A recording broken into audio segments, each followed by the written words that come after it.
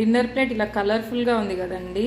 ఇదేంటో తెలుసా? నేను ఆలూ పరాటా అండ్ సలాడ్, కీరా, ఆనియన్ అండ్ పెరుగు. ఎమ్మీ డిన్నర్ కదా. బట్ దీని వెనకాల కష్టం ఎలా ఉంటుంది తెలుసా? వెయిట్ చూపిస్తా.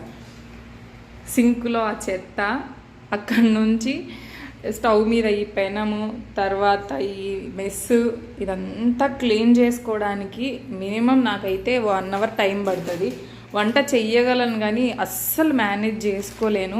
ఏంట్రా ఈ లైఫ్ అనిపిస్తుంది. బట్ ఏం చేయలేం, కావాలనిపించినప్పుడు క్రేవింగ్స్ వచ్చినప్పుడు చేసుకోక తప్పదు. బయట తెచ్చుకుంటేనేమో అన్హెల్దీ అంటారు, బట్ మన టేస్ట్కి తగినట్టేమో వాళ్ళు వంట చేయరు.